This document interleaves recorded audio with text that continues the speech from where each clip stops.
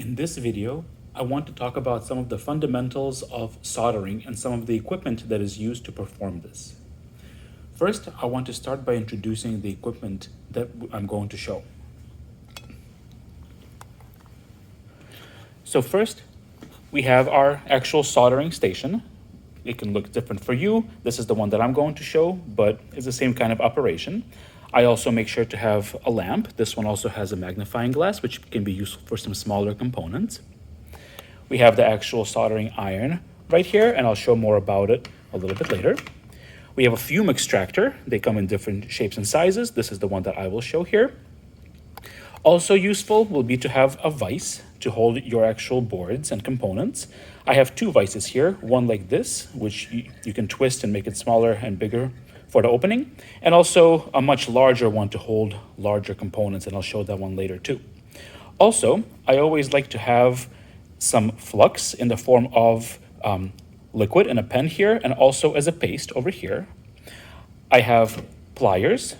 I have a brush, which I'll show later why they can be useful for cleaning, some flush cutters, a little cotton swab, wire strippers, solder, wire.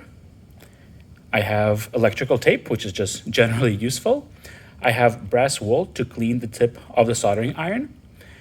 And I have some wipes here. And over here, I've got some isopropyl alcohol. And finally, a multimeter for testing. As I show my demos, you'll see where each one of these tools is going to be used. For the first couple of demos, I'm going to be using what's known as a proto board or a perf board. And the idea with this kind of a board is that it's completely general purpose. On one side, you'll place all of your components kind of on this smoother side, and the side with the little circles is where you'll actually be making your soldered connections. And the idea here is that there are no actual connections made between these circles. You have to make those connections yourself, either with wires or with traces of solder, as I'm going to show. So we'll start by first switching on our soldering station. And for the one that I'm using, I'll show it here. There is a switch in the back, so we'll flip this one on, but that does not yet actually turn anything on up front. It just turns on the display, but then there are individual buttons. So this one is also a station that's equipped with a hot air gun, and so I can turn that on as well over here, but I don't actually have it connected, nor will I show it in this video. But for us, we will turn on this switch right here to actually turn on the soldering iron. Before I do that though, I just want to show one thing about the soldering iron.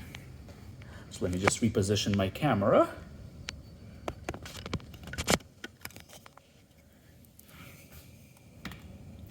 And before you turn it on, so keep in mind, once you turn this on, this whole metal part will become extremely hot. So definitely don't try to touch that. And here, what I'm going to do is just to show before I turn it on, if you ever need to change soldering iron tips, so this part is the tip, to maybe a different shape. This one is a conical tip, but they come in all sorts of different shapes. For us, we'll just stick with the conical one. You can do so on this kind of an iron by twisting this little nut right here. So this whole thing untwists. And then this whole top part comes off, it's a little sleeve. And now this part also comes off. This is the actual tip right here. And so this right here is the heating element, and that's what actually then gets hot. So if you have a different one, you can swap it on at this point. And so I'll just put this one right back on. And I'll put the sleeve back on top. So like that, it just slides right on. And finally, I am going to tighten this right here. Make sure it's threading properly and nice and tight, so nothing here moves, everything is nice and stable. And once again, once I turn it on, definitely don't touch any of those metal parts. All right. So let me show how this turns on. I'll switch this on, and here it goes. So it's going to ramp up in temperature. This shows the temperature here for me in degrees Celsius, and so it's going to eventually get to its set point. And so as it's heating up, I'm also going to switch on my lamp. I want my work area to be nicely illuminated. And I'm going to turn on my fume extractor. So I'll turn it on nice and high, which when it's at full blast, makes it very difficult to actually talk. So I'm going to probably use it on a smaller setting than what I would recommend to actually use it, just so you can hear my voice. Okay, let me reposition the camera. And here we go. So for the first component, I'm going to solder a resistor. A resistor is a component that, at least a through-hole resistor, might look something like this right here. And so I'm going to solder it onto this board. And here, the assumption is that I already have a circuit that I'm trying to design, but I'm just going to kind of solder it randomly at this point.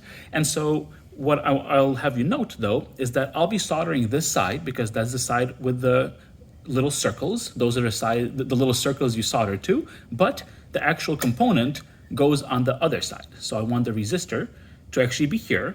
And here I'll just insert one of its legs into the board, and I'll fold it over, and I'll insert the other leg into a corresponding hole a little bit away. So maybe something like this. So now I've got this seated, but if I turn it upside down, there's a high chance that the resistor will just fall right out. So here it's actually staying a little bit put, but with a little bit of nudging, it'll fall right out. So what I want to do is I want to bend its legs a little bit so that it stays in place. And so the idea is that when you're soldering, again, you'll be soldering on this side. So it'll be hanging upside down. So if you have any component that will naturally fall out, you want to make sure that it's somehow staying put as you actually solder. So here with the resistor, you can bend its legs like this and it'll stay nicely in its spot, allowing for easy soldering. So I'll put this back in the vise and I'll actually start soldering. So my iron is at full temperature now. I'm going to take some solder. So I'll take the full spool, I'll put it right here next to my workstation. And one thing that I actually didn't mention is that it's oftentimes a good idea, just to be fully proper, to clean off your board preemptively with some isopropyl alcohol, as it will actually remove any debris that might be on there and make soldering a bit easier. So with this kind of a pump action container, I just press down on this a couple of times and some alcohol comes up. It's now on the brush, and I just brush off the entire area, just make sure that everything is nice and clean. The alcohol will evaporate pretty quickly, so I've got the whole area now nice and clean that I'm going to be soldering. So I'll put this away for now. Before we actually get started, I should mention what soldering actually is, because this is very important. Solder is not some kind of a metal glue or something like that. It doesn't just hold components together. It's not like some kind of glue I apply and it holds the leg of the resistor to this hole on the board. That's not what it does. It actually forms a chemical bond between these components. So it acts as a bonding agent. However, for the reaction to actually work, it needs two things. It needs heat, that's where iron comes into play, and it needs an oxidation-free surface, and that's where flux comes into play. So basically, when metal like this is going to be exposed to the air, it's going to form an oxide film over, or an oxide layer kind of over the metallic components that we want to solder, and it's going to make the solder reaction just not really work. And so most modern solders are going to have a rosin core, as it's called, and rosin is a flux. Flux is basically a corrosive agent, at least it's corrosive when it's melted, and it basically removes that oxide layer prior to you actually soldering, and therefore makes a solder reaction work. So we also have flux in individual containers. So here I've got a liquid one in the form of this pen. So if I open this up, it's got a little brush applicator here. And so I can just put that directly on here, so I can just like kind of brush it onto the surface. And now I've got flux on there. So once I start soldering, that flux will melt and will do its thing. Or I can apply it in the form of a paste with this syringe right here. So if I squeeze this syringe, I want to make sure this is visible. I'm trying to refocus a little bit. Nah, that barely worked. I squeeze it a little bit and you might be able to see some flux. Yeah, there it is, coming out of there. And once again, I can apply that directly to the board. So here I've got actually just a giant amount, more than I really need here, but just for illustration purposes. And as I said, most modern solders already have flux in them as it is. So you don't really need this, except when it makes things a lot easier. And I'll show you some of those situations. And so here, to actually solder, I am going to heat the place where I want to actually make the connection, and I'm going to feed solder into that place in order to actually make the solder joint. So here, let me zoom in a little bit as I show what I'm going to do. And so I'll grab my iron. Oh, I should have mentioned, so I'll zoom back out for just a second. You want to make sure that the tip of the iron is clean. And to do that, there are a couple of accepted methods. One is to use a wet sponge, but I much prefer to use brass wool. And so that's what I have right here. And so to actually use this, I'm just going to literally stab the iron in here and kind of twist it a little bit, and that makes the iron nice and shiny. The tip of it is going to be nice and shiny, and we want that in order to make a nice transfer of heat onto the joint to make a good connection. So I've cleaned this, and now I'm ready to actually solder. So let me zoom back in. Here we are. And this is the flux paste.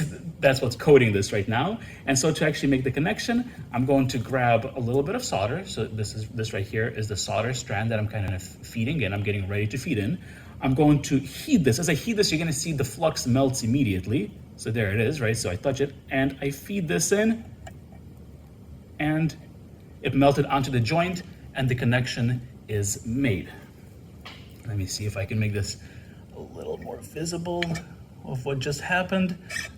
Let me just do the next one without the excessive amount of flux, and maybe it'll be a little bit more visible. So once again, I heat this and I simultaneously, so I'm not touching it yet, I'm touching it, and now I feed this in, and connection is made. I actually got some solder on the next slot over, but it doesn't really matter. I made the connection to the hole through which the wire was coming. It's important to note that with soldering, you definitely don't want to spend a lot of time heating the part, because you can actually damage some components. With resistors, you're probably not going to, but with more complicated components like integrated circuits, you may actually damage them. So you want to be as quick as you can. Apply the heat, feed the solder in, and get out of there. Okay, so now I've soldered this part to the board, but I want to actually make a connection to other components, right? I don't just have a resistor in isolation.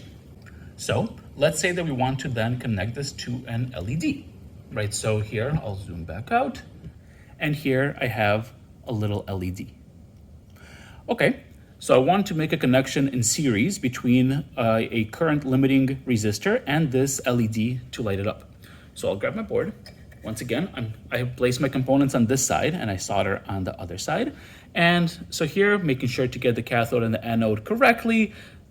So here I'm inserting it, and so let's say I want it to be right here. I'm gonna pull the wire all the way through, and here it is. So right next to it.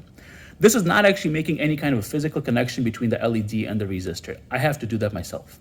So I look at the back here where these pins are. And so once again, if I just turn this upside down and let it go, this will definitely fall right out. The pins are completely straight, right? The only thing that's holding it is my finger right here.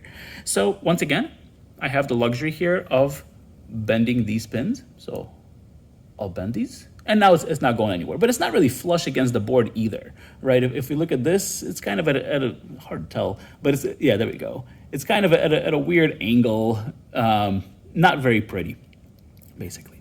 So I'll show you what we can do about that as we actually solder. So first, I might note that, hey, I've already soldered these resistor pins, and now they're just in the way. So to get rid of them, the best thing to do is to use flush cutters, and that's what I want to show right here. So I've got my flush cutters, and the nice thing about them is that they can cut right flush against the board. That's why they're called flush cutters. And so here, I'll make sure not to clip my LED pins, but this one right here, I'm gonna cut right up against, let me try to get this a bit closer. Still hard to see, but I'm gonna cut it right up against where I soldered it to the board, so right here. And I've cut this pin off, and I'm gonna do the same thing to the other leg of the resistor, again, right up against the board right here, so nice and cut. So now the only thing I effectively have left are the pins of the LED and no longer the resistor. Okay, so now I want to connect this pin of the LED to the pin that is right next to it, which is the leg of the resistor. I want to make that connection. So how am I going to do that? First, I'm going to solder the LED to the board, and then I'm going to make the connection between this pin and the one next to it. So let's see how I do that.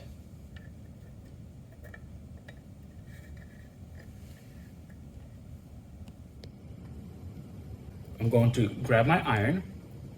I'm going to clean it first in a brass wool, so you can't see that here, but you can possibly hear it as I'm cleaning it. So nice and clean. Then I'm going to take my solder.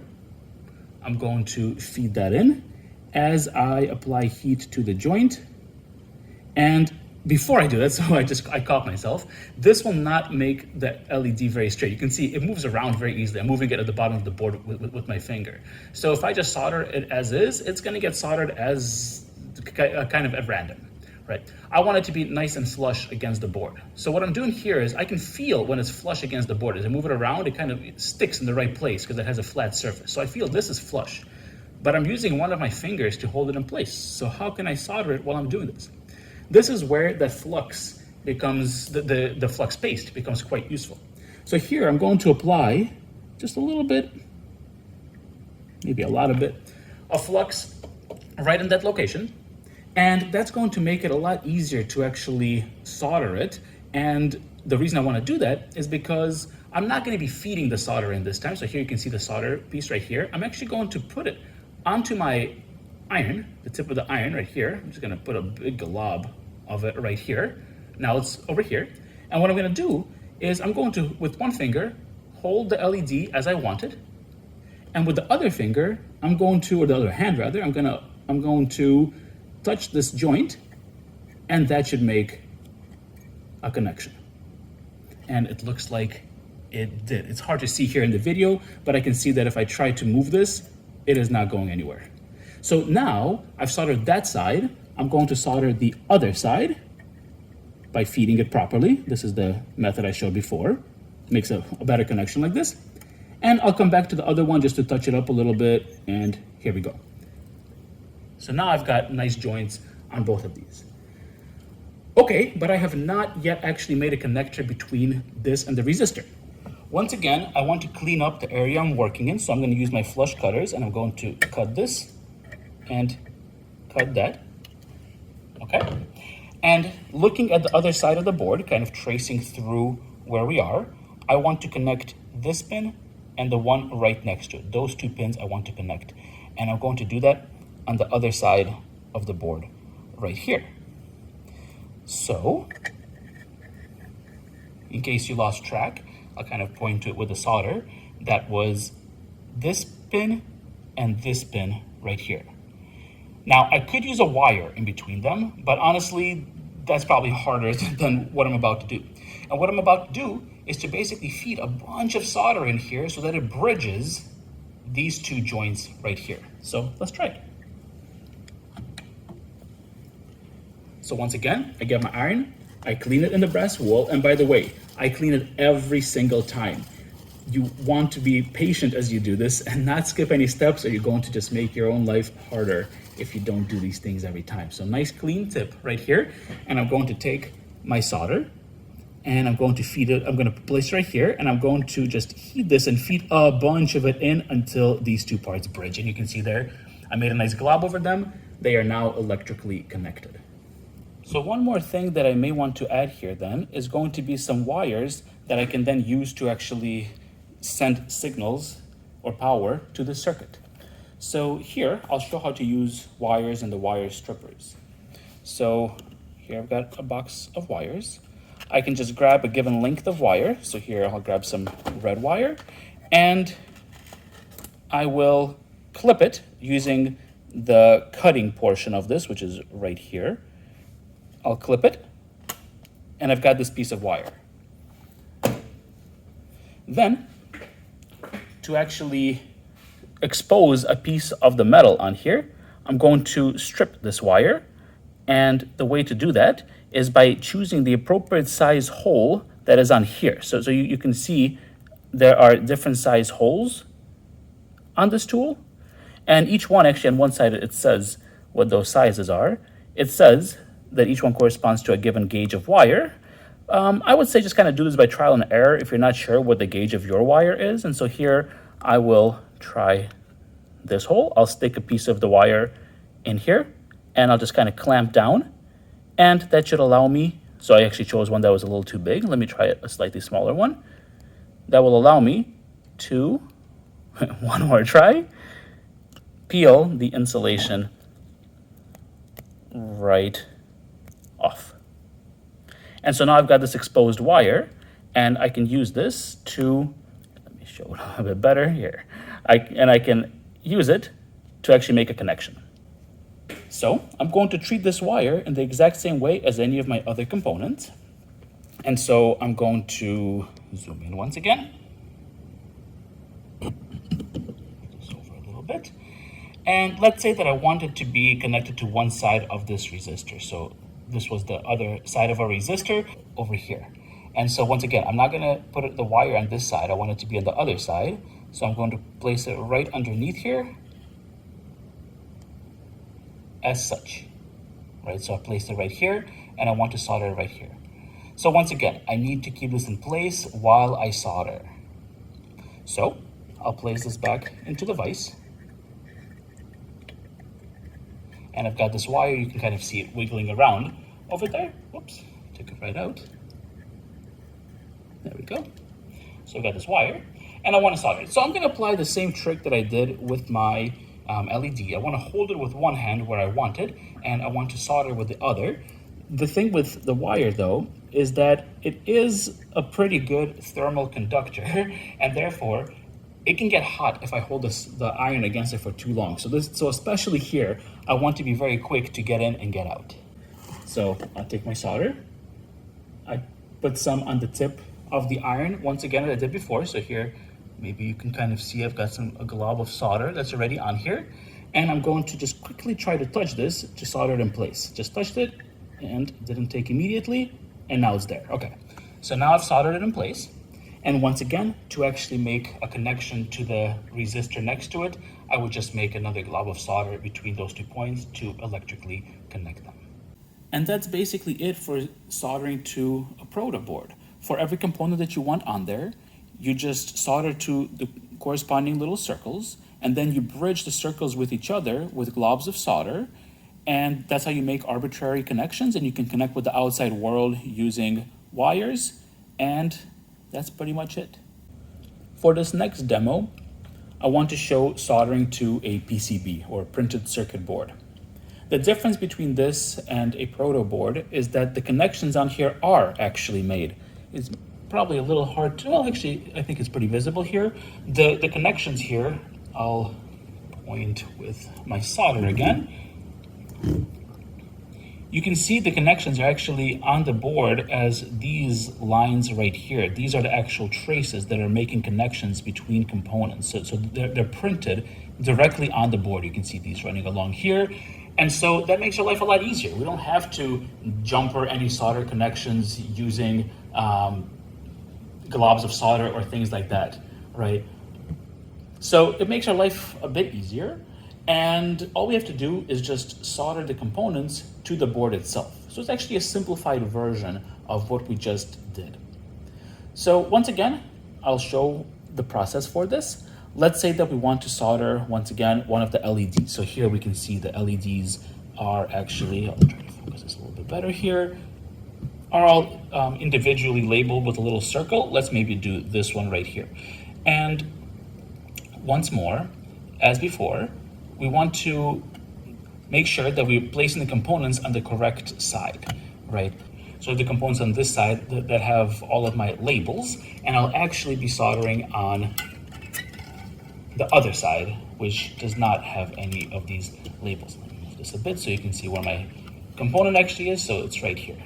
And once again, I want it to be nice and flush against the board. So I can use the same trick as before. I'll bend my leads a little bit so that it doesn't fall through, but it still is not going to be very good. If I solder just as is, it's going to be pretty ugly on the other end.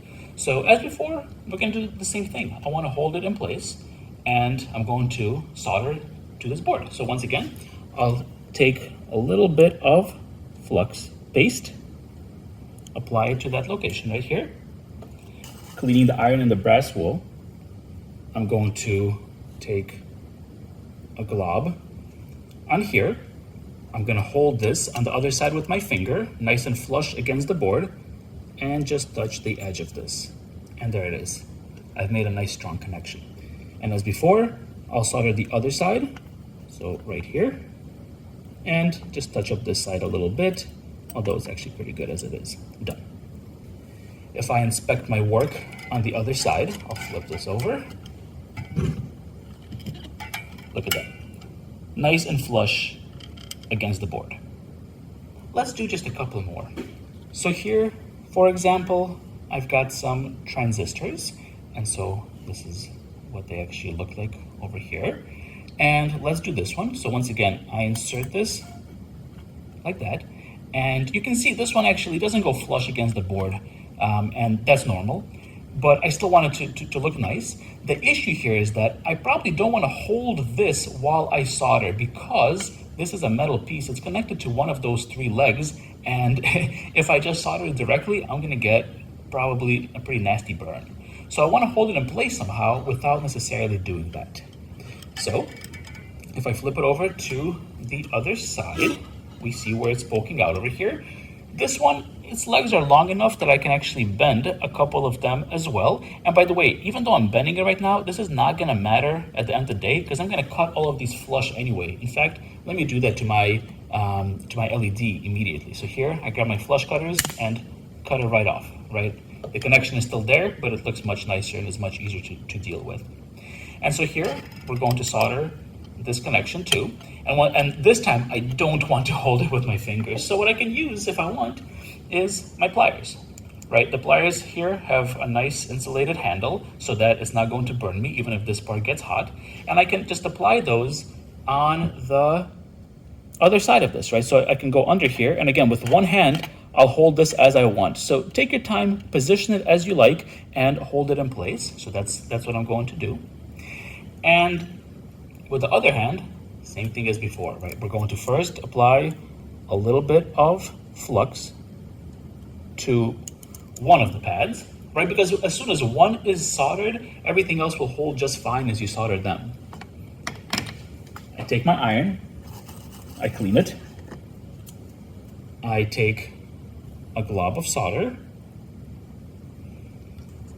I hold my transistor in the place that I want it to be, and I solder that one joint.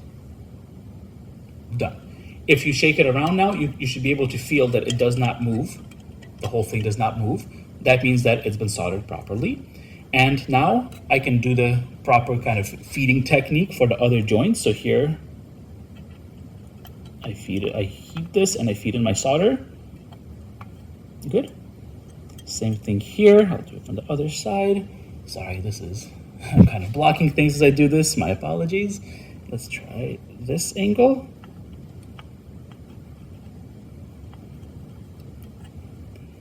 And a little bit more. Done. And finally, I'll touch up this one just a little bit, and done. And once again, when we inspect this, move this a little bit, there it is. Nice and vertical as we wanted it. And once we are done with the soldering of this component, once again, I'm going to just take my flush cutters here and just cut all three legs off. Now you might notice, after I use this technique with the flux, there is some residue that remains in here, and it is sticky and it's kind of annoying. And so for that, I'm going to use my alcohol and brush and one of my wipes to make this cleanup after I'm done. So once more, I can take some of this alcohol. I'll press down a couple of times until some alcohol comes out, and now it's coating my brush, nice and wet. And I'm going to take a wipe, place it over this area, and just brush this nice and well, and it should clean up the area pretty nicely. As soon as the alcohol dries, we'll see the result. And so you can still see maybe a little bit of residue, but much better than it was. And again, if you want, you can go over it a couple more times just until it's to the point where you are happy with it. And that's pretty much it with PCBs. You just solder the components in the same kind of way as you did before. It's much easier because all you have to do is solder to the pads. Just make sure that all of your orientations and alignments are correct. Good PCBs will be labeled in some way so as to let you know that you're on the right track. In this case, you can see we got labels like source, drain, and gate for each one of these transistors. Same thing for the ones down here. At least on one side, we have the labels of source, drain, and gate because they're all aligned as such. And then for my LEDs, we got labels for anode and cathode kind of going up the diagonal over here. So nothing should really be ambiguous on here. For example, for this IC holder down here, you can see with this little notch, this is the indicator that corresponds to what the IC will actually have, so you know which way to actually orient that as well. So there should be no ambiguity. For things like passive components like resistors that will go over here, we have an outline of a resistor. They're each labeled with a little R. It's a little hard to see on here, but each one is labeled with a little R. And they're passive devices, so the orientation does not actually matter. So again, nothing should be ambiguous. Make sure your orientation is correct, and you should be okay. Once you're done, clean up your PCB with alcohol, as we said, and it should look nice and clean. After you're done, there is just one more step, and that is cleanup. Please don't skip this step, as it will help the longevity of your equipment greatly. So we'll turn off our fume extractor. We can turn off our lamp, right? No longer using that. But the most important thing is taking care of the soldering iron. For that, there are going to be a couple of steps. What I'm going to do is, we probably should have actually left the fume extractor on for this step because there will be a good number of fumes from this. And so I'm going to clean it once again, nice and clean, remove all of the extra stuff on there, the oxidation layer, everything. And finally, I'm going to coat the tip, and this is the important part, in basically a layer of solder, just kind of rotating it as I go, just coat it nice and well, big glob of solder on here. And now we can turn it off. So here I'm turning it off. Once all the smoke has died down and gone in the fume extractor, you can turn the fume extractor off. And now what we've done is we've protected our tip from further oxidation and damage as it rests. All right, so now it's going to be ready for the next person to use, and it's going to come out super clean once it's dipped in the brass wool, and you are set. So we'll put this away. Our iron is already off. If you have another switch in the back of your station, we will flip that off as well, and that is everything.